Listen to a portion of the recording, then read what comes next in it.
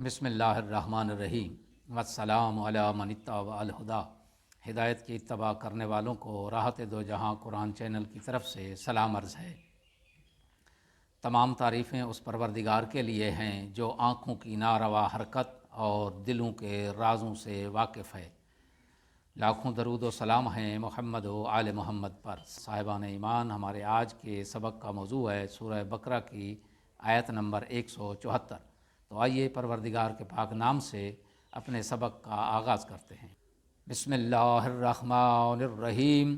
ان الذین یکتمون ما انزل اللہ من الکتاب ویشترون بہ ثمنا قلیلا اولئک ما یأکلون فی بطونہم الی النار ولا یکلمہم اللہ یوم القیامۃ ولا یزکیہم ولہم عذاب علیم۔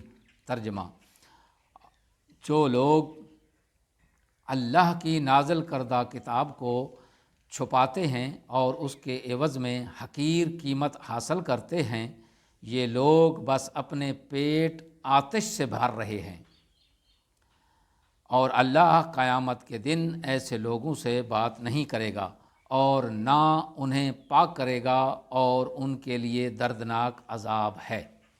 تفسیر: جو لوگ حقیر دنیاوی مفادات کی خاطر احکام خداوندی کو درست بیان نہیں کرتے، دراصل وہ اپنے شکم کو آگ سے بھر رہے ہیں۔ یہ آیت تجسم اعمال پر دلالت کرتی ہے، یعنی انسان اس دنیا میں جو بھی عمل انجام دیتا ہے وہ آخرت میں مجسم ہو کر سامنے آئے گا۔ جو لوگ احکام خدا کو چھپا کر دنیا میں مال و دولت کمانے کے چکر میں ہیں، قیامت کے دن یہی مال آگ کی شکل اختیار کرے گا۔ قیامت کے دن اللہ ایسے لوگوں سے نہ بات کرے گا اور نہ ہی انہیں پاک کرے گا۔ دنیا میں اللہ سے ہم کلام ہونے کا شرف صرف انبیاء علیہم السلام کو حاصل ہے، لیکن قیامت کے دن اللہ تبارک و تعالی مومنوں سے ہم کلام ہوگا۔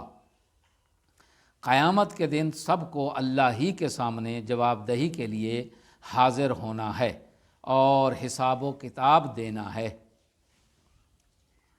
جیسا کہ ارشاد باری تعالیٰ ہے، سورہ حجر میں ارشاد ہوا، فَوَرَبِّکَ لَا نَسْأَلَنَّهُمْ اجمعین۔ بس آپ کے رب کی قسم، ہم ان سب سے ضرور پوچھیں گے۔ اگر بندہ گناہگار ہو تو بھی اللہ تعالیٰ اسے معاف کر دیتا ہے اور اسے گناہوں سے پاک کر کے جنت میں داخل کرتا ہے۔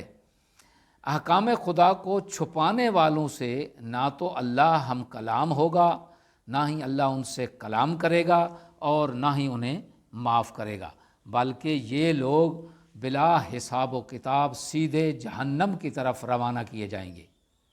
اس آیت میں بیان ہونے والے اہم نکات: پہلا نقطہ یہ ہے کہ یہ آیت اگرچہ یہودی علماء کے بارے میں نازل ہوئی ہے، لیکن حکم میں ہر وہ شخص شامل ہے جو اپنے مفادات اور مصلحتوں کی بنا پر احکام خداوندی کو بیان نہیں کرتا۔